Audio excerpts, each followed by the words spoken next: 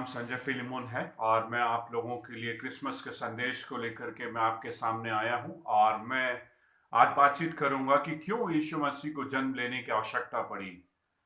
यीशु मसीह के जन्म को जो है आज हम मनाते हैं, लेकिन इस महत्व को हम भूल चुके हैं कि वास्तव में उसके जन्म की आवश्यकता क्यों पड़ी और उसका महत्व क्या है। आज हमारे लिए क्रिसमस जो है वो सेंटा क्लॉज तक सीमित होकर के रह गया, क्रिसमस ट्री तक सीमित होकर के रह गया। क्रिसमस का मतलब सेंटा और क्रिसमस ट्री, और जो है बाहरी रूप से जो है हमें अच्छे कपड़े और अच्छे दिखावे की बातें जो है हमें वो पसंद है। यही है आज क्रिसमस का सेलिब्रेशन। लेकिन आज मैं आपसे पूछना चाहता हूँ कि आपके इन सुंदर कपड़ों के भीतर जो शरीर है, उस शरीर के अंदर यीशु मसीह है या नहीं। तो आज इसी बारे में हम बातचीत करेंगे कि यीशु मसीह को क्यों पैदा होना पड़ा और उसके जन्म का क्या महत्व है। तो आइए मेरे प्रियो, इस क्रिसमस का संदेश हम सुने। बहुत ही कम शब्दों में आपको बताऊंगा, बहुत ही महत्वपूर्ण टॉपिक्स को लेकर के मैं आया हूँ और बहुत ही रेयर इन बातों को मैं बताने जा रहा हूँ जो आपके लिए कॉमन बातों से अलग हट करके होगी। इसलिए मेरा निवेदन है कि इस मैसेज को जरूर कंक्लूजन तक सुने, निश्चित रूप से जो है आप आशीषित होंगे। तो आइए मेरे प्रियो, मेरे साथ में निकालिए लूका पहला अध्याय, उसकी 30 से लेकर के 33वीं आयत तक उसको हम पढ़ेंगे। और लूका 1:30 से लेकर के 33, वहां पर लिखा हुआ है, स्वर्गदूत ने उससे कहा, हे मरियम, भयभीत ना हो, क्योंकि परमेश्वर का अनुग्रह तुझ पर हुआ है। देख, तू गर्भवती होगी और तेरे एक पुत्र उत्पन्न होगा। तू उसका नाम यीशु रखना। वह महान होगा और परम प्रधान का पुत्र कहलाएगा, और प्रभु परमेश्वर उसके पिता दाऊद का सिंहासन उसको देगा। और सबसे महत्वपूर्ण बात, और वह याकूब के घराने पर सदा राज्य करेगा और उसके राज्य का अंत ना होगा। तो मेरे प्रियो, इस बारे में हम बातचीत करने जा रहे हैं कि यीशु मसीह को जन्म लेने की क्यों आवश्यकता पड़ी। इन पदों को समझने के लिए मेरे प्रियो हमको यशायाह 11वें अध्याय को हमको जाना होगा, जो यीशु मसीह के जन्म से 700 साल पहले जो है यशायाह ने पहले से बता करके रखी थी। आइए उसको देखें। यशायाह 11 उसका 1 से 2 पढ़े। शांति का राज हेडिंग है वहां पर। तब यशे के ठूंठ में से एक डाली फूट निकलेगी और उसकी जड़ में से एक शाखा निकलकर फलवंत होगी। यहोवा का आत्मा बुद्धि और समझ का आत्मा, युक्ति और पराक्रम का आत्मा, ज्ञान और यहोवा के भय का आत्मा उस पर ठहरा रहेगा। यहां पर जो यशायाह जो है एक शांति के राज्य के बारे में बता रहा है और उसकी भविष्यवाणी कर रहा है, और वो कह रहेगा कि यशे के ठूंठ में से, अर्थात दाऊद के, जो लिखा है कि दाऊद के पिता, यशे मतलब दाऊद का पिता, जैसी, तो जो है उसके जो तने में से एक डाली फूट निकलेगी जो है, और उसकी जड़ों में से, अर्थात दाऊद के पिता के वंश की लाइन में से जो है वह पैदा होगा। यहां पर यशायाह इस बारे में भविष्यवाणी कर रहा है कि एक शांति के राज्य के बारे में बता रहा है, और वो राज्य किसके द्वारा होगा? यशे के जो है, यशे के ठूंठ में से जो है वह डाली निकलेगी और जो है यीशु मसीह पैदा होगा। तो यहां पर यशायाह इस बात को बता रहा है कि यीशु मसीह कहां और कैसे पैदा होगा। तो मेरे प्रिय, दूसरे पद को यदि हम देखें तो वहां पर यूं लिखा हुआ है कि यहोवा का आत्मा उस पर ठहरा रहेगा। उसका यदि हम इंग्लिश ट्रांसलेशन को देखें तो आत्मा में स्पिरिट है, और हिब्रू में जो है रूआ आया है। रूआ का मतलब ये होता है ब्रेथ, अर्थात जीवन, एक लाइफ के बारे में बातचीत कर रहा है कि यहां पर लिखा हो यहोवा का आत्मा उस पर ठहरा रहेगा, अर्थात लाइफ जो है उसके ऊपर ठहरी रहेगी। अब इसका मतलब क्या, इस बात को हम देखें। आदम को परमेश्वर ने मिट्टी में से रचा और उसके नथनों में जो है जीवन की श्वास को फूंक दिया। यहां ध्यान दीजिए कि जब तक कि उसके नथनों में जीवन की श्वास नहीं फूंकी गई थी, तब तक जो है वह जीवित प्राणी नहीं बना हुआ था। अर्थात उसी प्रकार से यीशु मसीह को जो है मनुष्य के रूप में जो है उसके अंदर जो है परमेश्वर ने एक जीवन को फूंका और यीशु मसीह मनुष्य का पुत्र बन गया। क्या कोई जो है यीशु मसीह को पैदा कर सकता था? नहीं। क्या जो है यीशु मसीह का अस्तित्व उसके जन्म लेने या उसके पैदा होने के बाद से ही आया? नहीं, वो तो शुरुआत से विद्यमान है, वह आदि से विद्यमान है, वह अल्फा और ओमेगा है, वह पहला और अंतिम है, वह आदि और अंत है। यशायाह 22 उसके 13 में लिखा हुआ।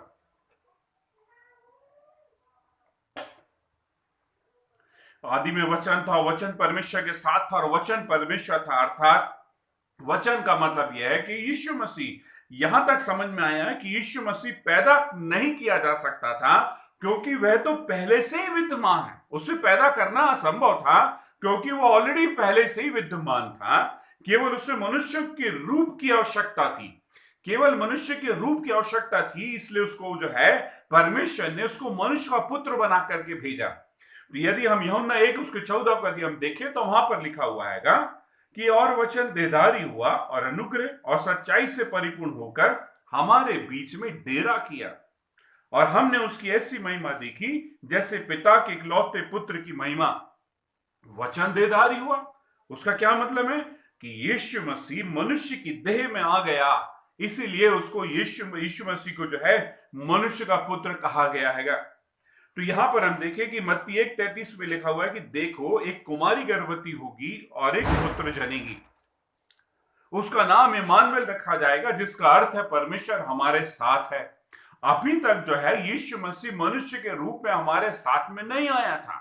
यहां पर जो है, यहां पे क्या लिखा हुआ है कि इम्मानुएल नाम रखा जाएगा, जिसका अर्थ होता है कि परमेश्वर हमारे साथ में है। वो परमेश्वर, वो यीशु मसीह जिसने पूरी सृष्टि की रचना करी। यदि कोलोसियन 1 उसके 14 को देखेंगे तो वहां पर लिखा है कि उसने उन सारी वस्तुओं का सृष्टि की जो स्वर्ग की हो, पृथ्वी की हो, देह की हो, अनदेखी हो, प्रधानताएं हो, चाहे अधिकार हो, चाहे सिंहासन हो, सब कुछ जो है उसी के द्वारा जो है वो सृजा गया। वही सब वस्तुओं में प्रथम है। तो यहां पर इस बात को देखिए कि लोग ऐसे परमेश्वर के बीच जो है, ऐसे परमेश्वर को अपने बीच में आना चाहते थे, ऐसे परमेश्वर को अपने बीच में वो देखना चाहते थे। तो यहां पर इस बात को हम देखें कि जो लोग जो है वो परमेश्वर को देखना चाहते, अब परमेश्वर जो है अपने आप को नहीं दिखा सकता था। यदि हम परमेश्वर को यदि हम देख लेंगे तो हम मर जाएंगे, क्योंकि यदि हम निर्गमन 33 को देखें तो मूसा बोलता है कि परमेश्वर, मैं तेरी महिमा को देखना चाहता हूं। परमेश्वर ने कहा, मनुष्य मेरी महिमा को देख करके जीवित नहीं रह सकता, मैं तुझे अपनी भलाई को दिखाऊंगा। तो यहां पर जो है हम परमेश्वर की जो है उस महिमा को नहीं देख सकते थे, लेकिन हम उसकी गुडनेस को देख सकते थे। तो यहां पर जो है परमेश्वर ने अपने आप को हमको दिखाने के लिए जो है अपने पुत्र को मनुष्य के पुत्र के रूप में भेजा, ताकि जो है वो हमारे बीच में डेरा करे मतलब हमारे बीच में रहे, और हम परमेश्वर को साक्षात देखने पाए, क्योंकि हम उससे देखना चाहते थे लेकिन हम उसको नहीं देख सकते थे। इसीलिए परमेश्वर ने उसको मनुष्य के पुत्र के रूप में जो है यहां पर हम भेजा। आइए हम देखें जो है वो ये देखें कि यीशु मसीह जो है एक देह को लेकर के पैदा होने की आवश्यकता पड़ी। मनुष्य के रूप में उसको पैदा होना था, इसीलिए उसको देह की आवश्यकता पड़ी। या लूका 1 उसके 33 में लिखा हुआ है, वहां स्वर्गदूत जो है वो मरियम से कहता है कि उसके राज्य का कभी अंत नहीं होगा। इस बात को समझिए कि स्वर्गदूत जो है भविष्यवाणी को कर रहा है और मरियम को बता रहा है उसके राज्य का जो है कभी भी जो है अंत नहीं होगा। यदि हम इस्राइल को देखें तो सबसे पहले बेबीलोनियंस ने उसके ऊपर राज्य किया, उसके बाद मीडोस ने राज्य किया, उसके बाद ग्रीस ने राज्य किया, उसके बाद जो रोमन्स ने राज्य किया। अर्थात राज्य पे राज्य आए और बदलते और चले गए, लेकिन यीशु मसीह का राज्य जो है हमेशा हमेशा के लिए होगा, और उसका राज्य का कभी अंत नहीं होगा, और उसका राज्य को जो है कोई हरा नहीं सकता। अर्थात एक ऐसा राज्य जो है वो पैदा होने के लिए था। एक ऐसे राज्य के बारे में यशायाह 11 में लिखा हुआ है, लूका 1 उसके 33 में लिखा हुआ है कि उसके राज्य का कभी अंत नहीं होगा। ऐसे राज्य को स्थापित करने के लिए यीशु मसीह जो है मनुष्य के पुत्र के रूप में हमारे बीच में पैदा हुआ।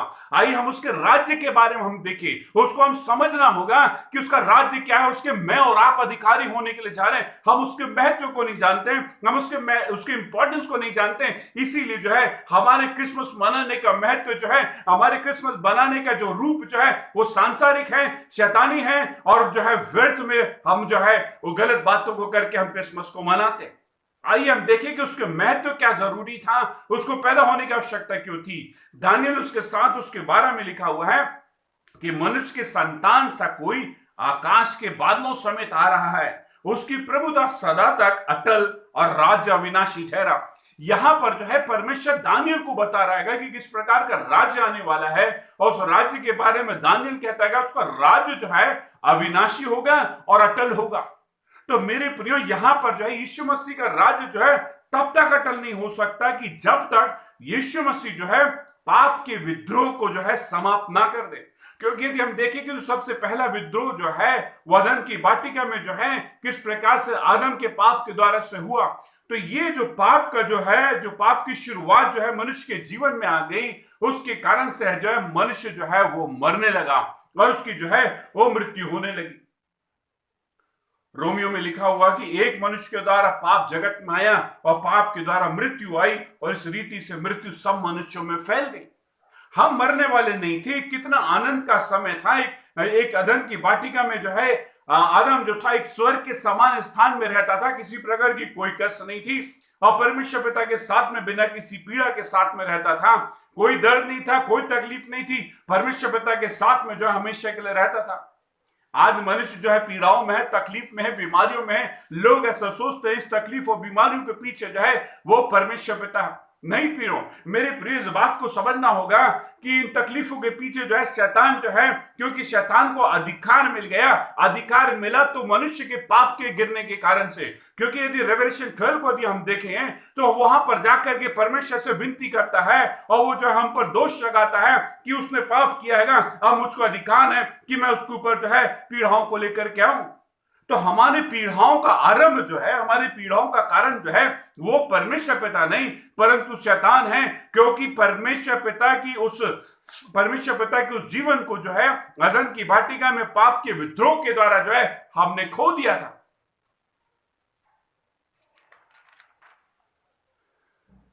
आज जो मनुष्य जो है पाप में जो है लिप्त होता जा रहा है और जो है अपने जीवन को जो है किस प्रकार से जो है संसार के जो सरदार जो है उसको देते जा रहा है, चाहे उसके लिए जो है पाप ही क्यों ना पड़े। सुख सुविधाओं को हम चाहते हैं, सुख सुविधाओं को बहुत जल्दी चाहते हैं। अपनी योग्यता से भर करके जो है हम सुख सुविधाओं को चाहते हैं, चाहे उसके लिए पाप का सहारा लेना पड़े, चाहे उसके लिए शैतान का सहारा लेना पड़े। लोग जो है मनुष्य उस चीजों को कर रहे हैं और यही कारण है कि शैतान के जो है हम चंगुल में पहुंच चुके हैं। क्योंकि यूहन्ना 10:10 में लिखा हुआ है कि चोर चोरी करने के लिए, घात करने के लिए, नष्ट करने के लिए आता, लेकिन यीशु मसीह बोलता है कि मैं इसलिए आया कि तुम जीवन को पाओ और बहुतायत के जीवन को पाओ। इस बात को हमको समझना है कि शैतान के चंगुल में जो है मनुष्य आ चुका और पीड़ाओं, तकलीफ, बीमारियां, विपत्ति और मृत्यु उसके जीवन में आ गई। लेकिन फिर भी मैं एक खुशखबरी आपको देना चाहता हूं, एक अच्छी खबर मैं आपको देना चाहता हूं कि शैतान के दिन पूरे होने वाले हैं मेरे प्रियो। शैतान की जो है मनुष्य के ऊपर जो प्रभुता समाप्त होने वाली है, क्योंकि यीशु मसीह चढ़ने में पैदा हो चुका है और यीशु मसीह ने जो है क्रूस के ऊपर जो शैतान को हरा चुका है। यीशु मसीह ने जो है मृत्यु को हरा करके वो जी उठा है। वो वापस जल्दी आ रहा है। वो पृथ्वी के संसार को निकाल देगा। वो जो है इस पृथ्वी का पूरा नियंत्रण अपने हाथ में ले लेगा। जब उसका राज्य होगा तो उसका अटल राज्य होगा। जब उसका राज्य होगा तो अविनाशी राज्य होगा। जब उसका राज्य होगा तो अनंत काल के लिए होगा और उसका राज्य को कोई मिटा नहीं सकेगा। ऐसे राज्य की हम कल्पना करते हैं और ऐसा राज्य जो है मेरे प्रियो बहुत जल्द मेरे और आपके लिए आ रहा है। आज यदि हम क्रिसमस के महत्व को समझ जाएं, यदि हम इस मैसेज के महत्व को समझ जाएं, तो राज्य मेरे और आपका इंतजार कर रहा है मेरे प्रियो। आइए हम देखें कि क्यों यीशु मसीह को जो है पृथ्वी के ऊपर पैदा होने की आवश्यकता पड़ी। सबसे पहला पॉइंट जो है वो रिबेलियन को समाप्त करने के लिए आया। पाप के विद्रोह को समाप्त करने के लिए आना उसके लिए जरूरी था। क्योंकि इस बात को हमको समझना है मेरे प्रियो कि यीशु मसीह के जो आने की जो भविष्यवाणी की गई थी वो यीशु मसीह के जन्म के बाद नहीं हुई, लेकिन यीशु मसीह के जन्म लेने के पहले, इस जगत के निर्माण होने के पहले, प्रकाशित वाक्य 13:8 को देखेंगे तो वो पहले से डिसाइडेड था कि यीशु मसीह जो है मनुष्य के लिए जो है वो क्रूस के ऊपर उसको मारा जाएगा और उसको क्रूस के ऊपर मारे जाने की आवश्यकता है। अर्थात जो पाप का विद्रोह है उस विद्रोह को समाप्त करने के लिए जो है यीशु मसीह को क्रूस के ऊपर कीमत को चुकानी होगी। दूसरी बात जो इस मैसेज का सार है, वेरी इंपॉर्टेंट है, बहुत ही महत्वपूर्ण है। इस बात को हमको समझे, बहुत जल्द मैं समाप्त करूंगा मेरे प्रियो। पाप की कीमत को क्रूस के ऊपर चुका करके परमेश्वर पिता ने यीशु मसीह को इसलिए भेजा कि पाप के पूर्व की स्थिति को पुनः स्थापित कर दे। फिर से समझिए कि यीशु मसीह इस पृथ्वी के ऊपर इसलिए आया कि मनुष्य के अर्थात आदम के पाप के पूर्व की स्थिति को पुनः स्थापित करना। ये जो है परमेश्वर पिता ने यीशु मसीह को सबसे बड़ी जो है बहुत बड़ी महत्वपूर्ण जिम्मेदारी जो दी थी वो यही थी कि परमेश्वर का ओरिजिनल प्लान ऑफ क्रिएशन जो है वो उसको रिस्टोर कर दे। और यदि ऐसा नहीं होगा तो शैतान जो है अपने कार्य में सफल हो गया। इस बात को हमको समझने हैं कि मेरे प्रियो कि इस बात को समझे कि आदम जो था परमेश्वर पिता के साथ स्वर्ग में जो है जो अदन अदन की वाटिका में स्वर्ग के समान एक स्थान में रहता था, जहां पर परमेश्वर पिता उसके साथ जो है चलता फिरता और उससे बातचीत करता था, और जो है एक एक जीवन जो है एक आनंद का जीवन था जिसमें यीशु मसीह उसके साथ में था। और उस जीवन को आदम जो जी रहा था और एक बहुत ही सुंदर समय था, और कोई दर्द नहीं था, कोई पीड़ा नहीं थी, कोई तकलीफ नहीं थी। परमेश्वर पिता के साथ में जो सुबह शाम जो है वो चलता और फिरता तो हमेशा के लिए रहता था।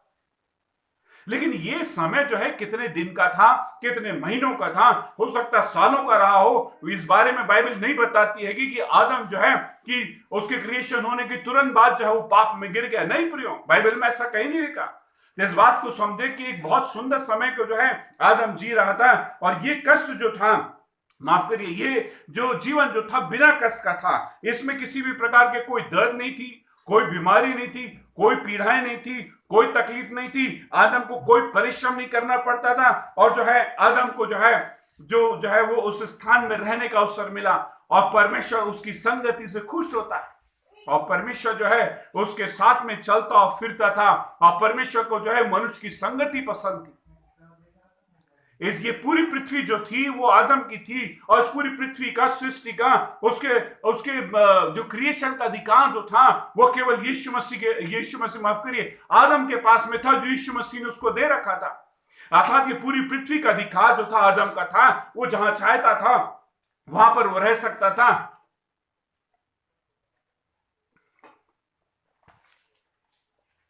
आदम का ये जीवन जो है परमेश्वर पिता ने अनंत काल के लिए बनाया था, और ये समय जो है कभी भी समाप्त होने वाला नहीं था। मैं क्यों इस बात को मैं बता रहा हूं मेरे प्रियो, आप सोचते होंगे कि आदम के बारे में बातचीत कर रहा है, लेकिन मेरे प्रियो आज वचन का सार जो है इसको समझना होगा, इसको हमको देखना होगा। और ये समय जो था कभी समाप्त होने वाला नहीं था, और आदम जो था वो कभी भी बूढ़ा होने वाला नहीं था।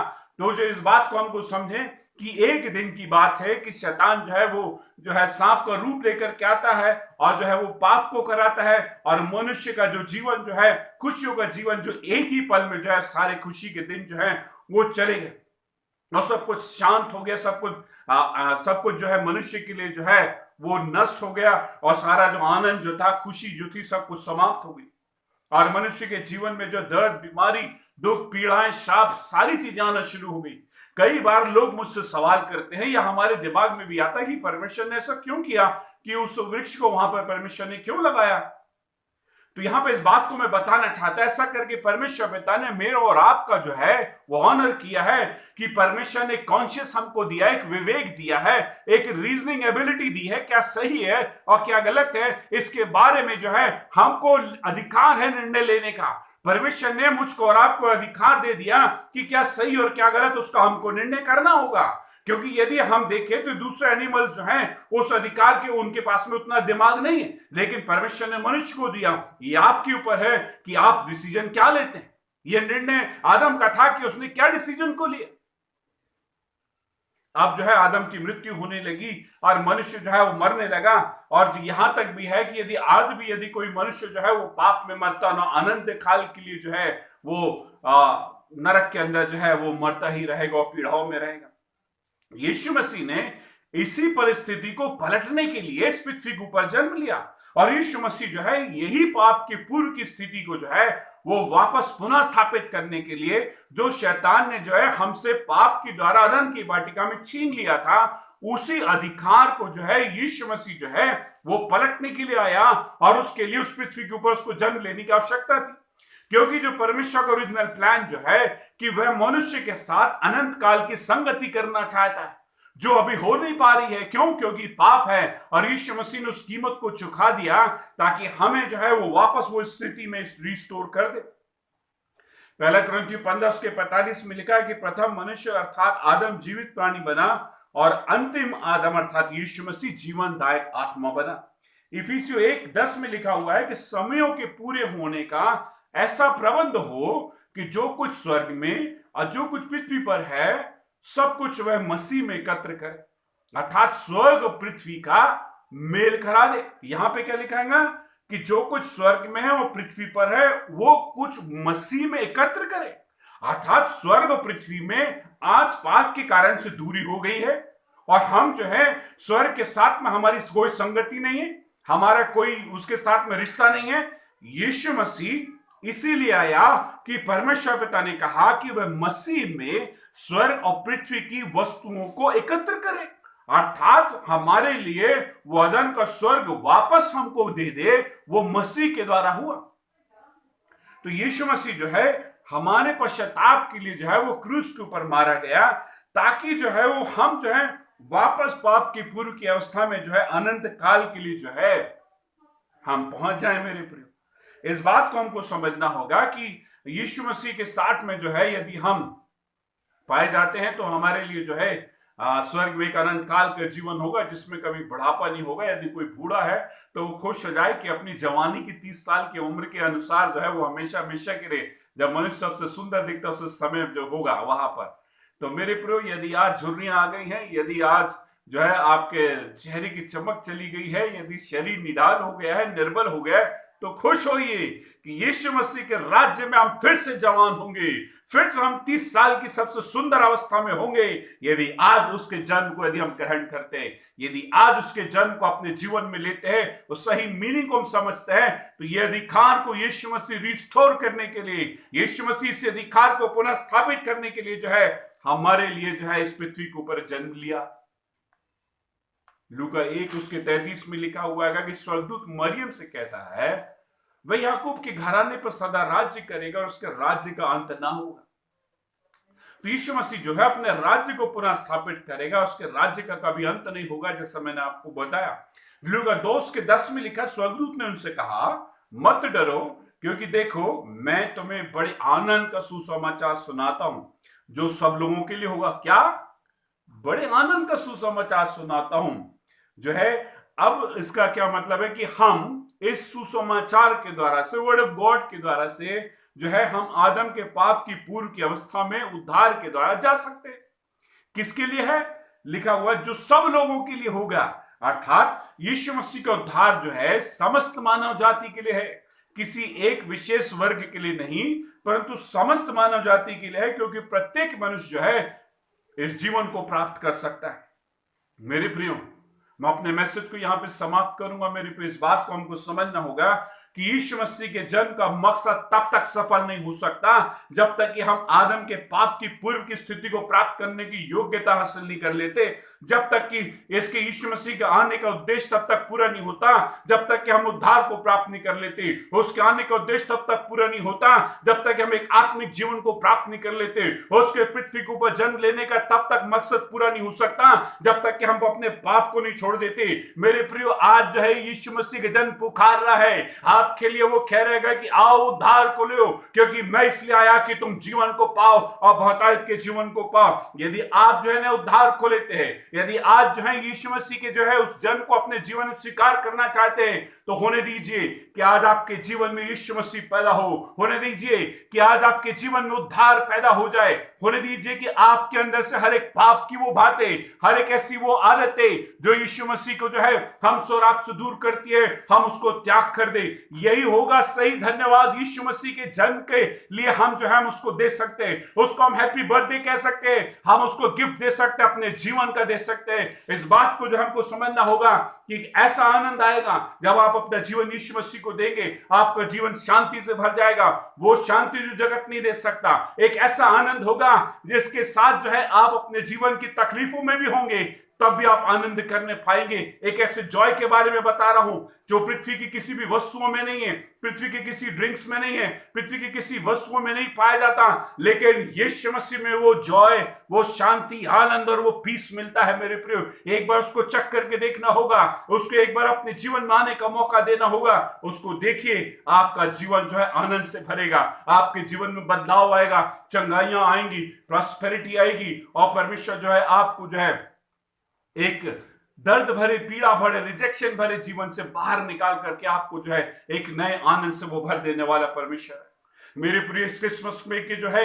अपने हृदय की चरनी में यीशु मसीह को जगह दे, एक पापी जीवन में यीशु मसीह को जगह दे। मेरे प्रियो, हमको जो यीशु मसीह पाप की पूर्व की स्थिति में ले जाना चाहता है। यीशु मसीह किसी के साथ में जबरदस्ती नहीं करता, वो किसी को जबरदस्ती लेकर के नहीं जाना चाहता। मर्जी आपकी है क्या आप पाप के पूर्व की अवस्था में रहना चाहते हैं या पाप के बाद की अवस्था में रहना चाहते हैं? यीशु मसीह ने अपने जीवन को इस पृथ्वी को पैदा होकर के अपने कार्य को कर दिया। आज मेरी और आपकी जिम्मेदारी है, आज मेरी और आपके निर्णय लेने की समय है कि हम क्या निर्णय लेते हैं, पाप के पूर्व की स्थिति में या पाप के बाद की स्थिति में, जिसको यीशु मसीह जो है वापस पुनः स्थापित करने के लिए मेरे लिए जो है इस पृथ्वी के ऊपर आया। मेरे प्रियो, यदि आज इस सुसमाचार ने आपसे बातचीत किया है, यदि आज यीशु मसीह को अपना मुक्तिदाता उद्धारकर्ता ग्रहण करना चाहते हैं, तो एक छोटी सी प्रार्थना मेरे पीछे बोलिए। और यदि आप उसको ग्रहण करना चाहते तो 2 लाइन आपको बोलना होगा। मेरे पीछे बोलिए, प्रभु यीशु मसीह मेरे जीवन में आइए, मैं आपको अपना मुक्तिदाता और उद्धारकर्ता ग्रहण करता हूं, मेरे पापों को क्षमा कीजिए। जितने लोगों ने हमारे साथ बुरा किया हम उनको क्षमा करते हैं, हम अपने संबंधों को शैतानी शक्ति से अलग करते हैं। यीशु मसीह मेरे जीवन में, मेरे परिवार में आपका जन्म जो है सार्थक होने पाए, यीशु के नाम से, आमीन। Wish you happy Christmas. आप सभी को यीशु मसीह के जन्म की बहुत बहुत बधाइयां हो, and wish you happy new year also. परमेश्वर आपको और आपके परिवार को बहुत आज से आशीष दे। और आज जो हमने सीखा, और होने दीजिए कि आज जो है उस मकसद को अपने जीवन में हम उतार सके। प्रभु यीशु मसीह के मधुर नाम में आप सभी को जय मसीह की धन्यवाद।